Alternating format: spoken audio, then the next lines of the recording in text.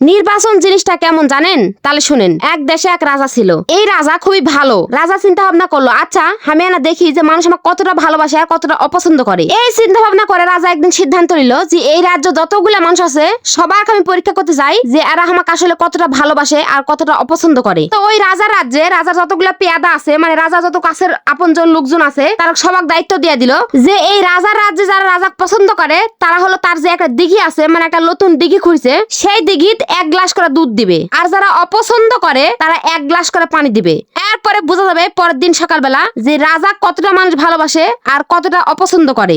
যদি রাজার ভালোবাসার লোকজন বেশি থাকে তাহলে দুধের ঘনত্বটা বেশি হবে। আর যদি রাজা অপছন্দ করার লোকজন বেশি থাকে তাহলে দুধের ঘনত্বটা পাতলা হবে। তো রাজা মনে মনে ভাবছে যে দুধের ঘনত্ব যত বেশি হয় তাহলে বুঝবো মানুষ আমাকে বেশি পছন্দ করে। তো স্বাভাবিকভাবে রাজা এই অথেন্টিক জিনিসটা জানতে চাইছে। কিন্তু রাজার সাথে যারা উজির নাজির নস্কর লস্কর যারা থাকে এরা ভাবছে রাজাক তো অপমান হতে দেওয়া যাবে না। এই চিন্তা ভাবনা করে রাতের অন্ধকারে এই উজির লাজির লস্কর মস্কর যে মানুষের বাড়িতে থেট দেছে আর বলেছে তোরা যদি খালি 1 গ্লাস পানি লিয়ে যাস তাহলে কিন্তু তোকে বংশ নির্বংশ করে ফেলমু। তোরা কিন্তু চিনিস না আমরা রাজার বাড়ির লোক, হুঁশ করে কাম করিস। তোরা ভালো করে শুনে থাকিস এইসব ব্যাপারে কেউ কিছু জানে না। তখন ওইসব মানুষ ভাবছে আচ্ছা যা হওয়ার পরে বোঝা যাবে, কোনো সমস্যা নাই, রাতের খেলা রাতেই হবে, উস্তাদের মায়ের শেষ রাতে। তারপর মেলা অপেক্ষা প্রতীক্ষার পর সেই রাত আসলো। রাতের বেলা যারা রাজা পছন্দ করে তারা চিন্তা করছে আচ্ছা এটা আমাদের রাজা, আমাদের রাজ্য, আমাদের এই দিঘি, আমরাই জনগণ, দুধের কি আর অভাব আছে? সবাই তো দুধ দিবেই। অযথা আমি সেটি যে 1 গ্লাস দুধ মানে 1 পোয়া দুধ বর্তমান বাজার দর অনুযায়ী 30 টাকা প্রায়, এই টাকা কিসের জন্য খরচ করবো?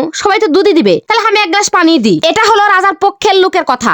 আর রাজার উজির নাজির যারা আছে তারাও ভাবছে দুধের কি আর অভাব হবে, জনগণই তো দিবে, আমাদের কার দুধ দেওয়া লাগবে কি কারণে? এই চিন্তা ভাবনা করে সবাই 1 গ্লাস করে পানি দিছে। এবার যারা রাজার বিরোধী দল আছে এরা চিন্তা করলো সবাই 1 গ্লাস করে দুধ দিছে, আমরা কিসের জন্য 1 গ্লাস করে পানি দিতে যাবো? আমাদের কি পানির অভাব নাকি? আমরা 1 বালতিন করে পানি দেবো। এই চিন্তা ভাবনা করে বিরোধী দলের লোকেরা 1 বালতিন করে পানি ঢেলে দিছে সেই দিকে। পরের দিন সকালবেলা রাজা তো একবারে চিটপটাং, হাই সর্বনাশ, কি অবস্থা, কাক দিনও রাজার পাট। রাজা দেখে দিঘির মধ্যে কোনো দুধের ছিটা পড়া নাই, সব ভরে গেছে পানি দিয়ে। তারপর রাজা সিদ্ধান্ত নিল এই দেশে তো আমি আর থাকবো না, আমি বিলাত চলে যাবো। তারপর সেই রাজা দেশ ছাড়া রাজ্য ছাড়া সেই গেল বিলাত, লন্ডনে যায় বসে থাকলো। সেই থেকে আর কাম ব্যাক করলো না, আর কোনোদিনও ফেরত আসলো না। রাজা সেটিই বুড়া হয়ে গেল। এই হলো বিলাতি রাজার নির্বাচনের কাহিনী।